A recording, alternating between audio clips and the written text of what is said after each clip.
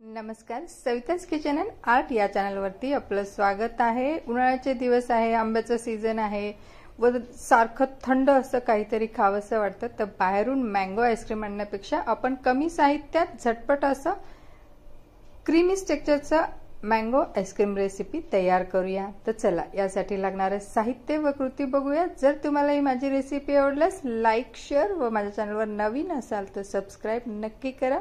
धन्यवाद। 1 लिटर दूध आटून अर्धा लिटर करून घेतला आहे व 1 वाटी आंब्याचा गर आहे, हापूस आंबा घेतला आहे। एकदम आंबे आपण पेटीने मागवतो व एकदम पिकून ते संपत नाही, तर मी आंब्याचं गर काढून फ्रीज करून घेत असते। या पद्धतीने आपल्याला आंबे जास्त काळ पुढे वापरता येते। असे हे फ्रीज करून घेतलेला आंबा आहे। तुम्ही कुठलाही येथे केशर आंबा किंवा जो गोड आंबा आहे तो तुम्ही घेऊ शकता। 1 वाटी आंब्याचा गर व दुधावरची साय आहे, 2 दिवसाची दुधावरची साय आहे। आपल्याला इथे 4 टेबलस्पून दुधावरची साय घ्यायची आहे। जर साय नसेल तर तुम्ही फ्रेश क्रीम अमूलचं जे भेटतं ते घेऊ शकता, नाही तर विपिंग क्रीम पण घेऊ शकता। व इथे मी 1 टेबलस्पून कॉर्नफ्लॉवर घेतला आहे। कॉर्नफ्लॉवर जर नसेल तर तुम्ही कस्टर्ड पावडर पण घ्या। आपल्याला दुधामध्ये हे मिक्स करून घ्यायचं आहे। हे मिल्कमेड आहे, अर्धा टीन आपण इथं मिल्कमेड घेतला आहे। जर मिल्कमेड नसेल तर तुम्ही 4 टेबलस्पून मिल्क पावडर घ्या आणि दळलेली अर्धी वाटी साखर घ्या किंवा चवीनुसार साखर घ्या।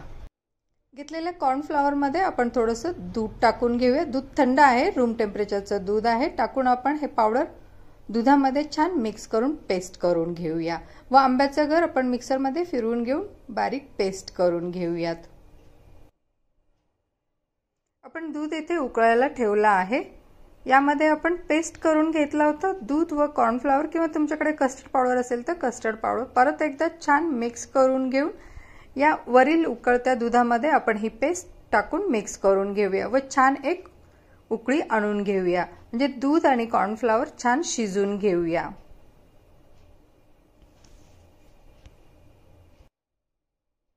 यामध्ये आपण घेतलेलं क्रीम टाकून घेऊया। 4 टेबलस्पून आपल्याला क्रीम टाकायचं आहे। तर तुमच्याकडे क्रीम नसेल, तुम्ही अमूल क्रीम घ्या किंवा घरचं क्रीम घ्या, दुधावरची साय घ्या।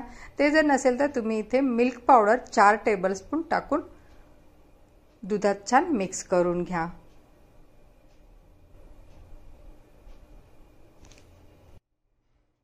हे दूध आपण सतत चमच्याने हलवत उकळून घेऊया, शिजून घेऊया। तुम्ही हळूहळू हे दूध घट्ट होत आलं आहे व छान उकळून तयार झालं की आपण गॅसची फ्लेम बंद करून हे दूध थंड करून घेऊया। दुधाचं मिश्रण आपलं छान थंड झालं आहे। थंड झाल्यावर आणखीन घट्ट झालं आहे व आपण जे आंबा घेतला होता तो मिक्सरमध्ये फिरवून घेऊन त्यामध्ये हे दूध टाकून घेऊन परत एकदा फिरवून घेऊया। आंबा इथे तुम्ही केशर आंबा, हापूस आंबा, मी इथे हापूस आंबा घेतला आहे। जो पण आंबा गोड आहे तो आंबा घ्या व छान मिश्रण फिरून मिक्सरच्या भांड्यामध्ये फिरवून घ्या। व तुमच्याकडे जे डब्बा असेल, एअरटाईट डब्बा किंवा प्लास्टिकचा किंवा हा ब्रेड बॉक्स आहे, मी ब्रेड बॉक्समध्ये आईस्क्रीम सेट करत आहे। स्टीलच्या वाट्यांमध्ये, ग्लासमध्ये, तुम्हाला ज्यात शक्य आहे त्या भांड्यामध्ये हवा बंद करून आपल्याला हे आईस्क्रीम सेट करायला ठेवून द्यायचं आहे। 2 तासानंतर मी हे आईस्क्रीम फ्रीजरमधनं काढून घेतलं आहे व हे आईस्क्रीम मी ब्रेक करून घेत आहे। असं केल्यामुळे आपल्याला जे बर्फाचे थोडेफार जे खडे होत असतील तर ते खडे आपल्याला मोडून काढायचे आहे। या पद्धतीने येथे आईस्क्रीम हँड मिक्सीने फिरवून घेत आहे, स्मूथ करून घेत आहे। ही क्रिया केल्यामुळे आपली आईस्क्रीम अतिशय क्रीमी टेक्स्चर मध्ये तयार होते। हँड मिक्सी नसेल तर तुम्ही मोठ्या मिक्सरच्या भांड्यामध्ये हे सर्व आईस्क्रीम काढून घेऊन टाकून तुम्ही मिक्सरमध्ये फिरवून घ्या। क्रीमी टेक्स्चर मध्ये तयार झाल्यावर परत 8 ते 10 तास भांड्यामध्ये आईस्क्रीम भरून ठेवून फ्रीजरमध्ये सेट करायला ठेवून द्या। या आईस्क्रीम मध्ये मी ड्रायफ्रुट्स टाकून घेत आहे। बदाम, काजू, पिस्ता, टुटी फ्रुटी किंवा चेरी, तुम्हाला जे आवडतील ते नट्स टाकून घ्या, छान लागतात व आईस्क्रीम सेट करायला ठेवा। 8 ते 10 तासानंतर मी आईस्क्रीम काढून सेट करून घेतले आहे। मँगो आईस्क्रीम तयार आहे। लवकरच भेटूया पुढच्या रेसिपीमध्ये। मस्त खा, स्वस्थ रहा, खुश रहा।